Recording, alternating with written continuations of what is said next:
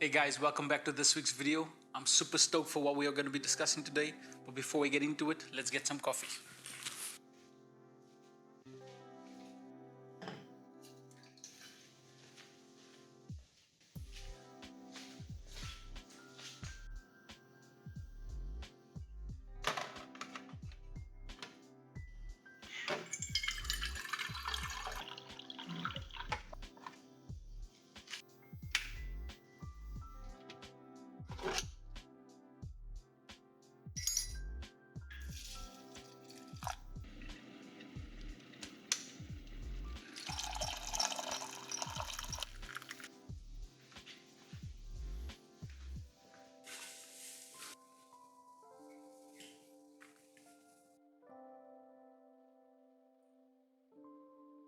So coffee is very important when you are shooting a video. Keeps the mind sharp.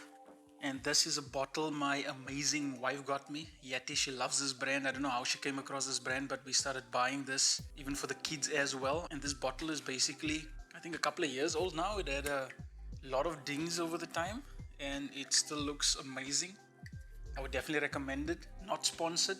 Super important when you're drinking coffee. So a couple of days ago, we came back from our first family vacation in almost 2 years. That's right, guys, 2 years we were stuck in Qatar because obviously what's happening in the world. In the middle of this year, we felt like it's about time we have to go on vacation. And what we did was, at the time, we were looking at all the countries that were greenlisted, and there were not a lot of countries. There was about 11, and Croatia was one of the few countries on that list that actually accepted tourists. So that's one of the reasons why we decided to go to Croatia. Obviously, we knew a little bit about Croatia before going there. We know Game of Thrones was filmed there. I believe they got to the semi-finals or the finals in the last Football World Cup. I can't remember exactly. So obviously before going to Croatia, there's a number of things we had to do first while here in Qatar, and I'll be giving you a brief overview of the process that we followed. Additionally, I will also be providing 6 tips that will help you out if you do decide to travel to Croatia, specifically from Qatar. I hope you guys are going to enjoy the video. Depending on where you are traveling from, it's important to note that your requirements may vary when traveling to Croatia. Now, the first thing we did was check the Minister of Foreign Affairs website. And this is something you can do for any country if you are planning to travel over the next few months, because every country will have their travel information specific to their country on their Foreign Affairs website. This leads me to my first point. Check the Minister of Foreign Affairs website for the travel requirements for your destination country. Point number 2, check what are the requirements for traveling abroad in your country of residence, because you may need to do a hotel quarantine coming back, or you possibly have to do a PCR test as well. Now, those requirements will be specific to your country of residence. The third point is to sort out a visa. And here in Qatar, we had to go to the VFS center specific for Croatia. So they deal with all visa applications. And to apply for a visa, I will just briefly mention some of the important things to take note of. You have to provide a fully paid hotel booking. Dummy bookings are not allowed. A fully paid air ticket, which is obviously a return, and you also have to provide a travel insurance which is to the value of 40,000 euros per person. And then amongst other documents, you will need to do a PCR test within 48 hours to 72 hours of arrival in Croatia. We also needed to provide proof that we were vaccinated, which in our case is a vaccination certificate issued by Hamad. So now let's move on to the 6 travel tips if you are planning to go to Croatia.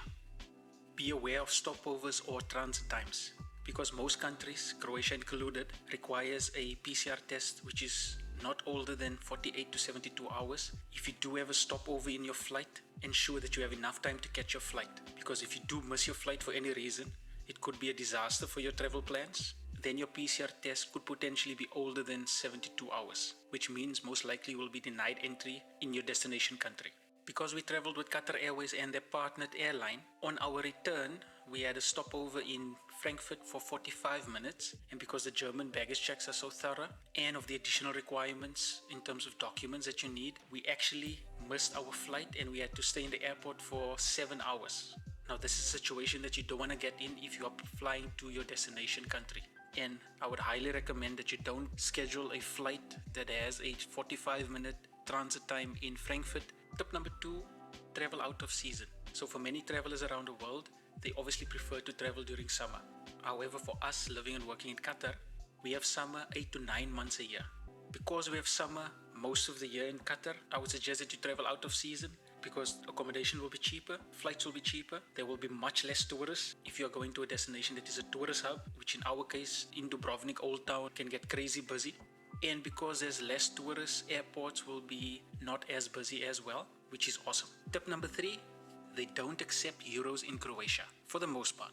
Now, prior to traveling to Croatia, we obviously did a lot of research online for cars, for tourist activities. Now, every time you see a price displayed online, you'll notice it is in euro. Don't be fooled. In Croatia, they don't accept euro. You'll have to pay in their local currency, which is kuna. Now, this is something we learned very early on in our travels. When we actually arrived in Dubrovnik, we wanted to pay the taxi driver with euros. However, they mentioned that they only accept kuna. And on a side note, the drive from the airport to our accommodation, which was located in the city, was amazing. The view, because you basically start up in the mountains and then you drive down towards the city, which is obviously on sea level, and the view is just stunning. And it's about a 20 to 25 minute drive, and it will cost you about 30 to 35 euros with the taxi from the airport. Tip number 4, when you change your currency, do not use a money exchange because their exchange rates are terrible. This is a hot tip we got from one of the locals. Again, the very first taxi driver we took coming from the airport was amazing, very helpful, pleasant, and he gave us this tip: do not change your money at a money exchange center, rather use a bank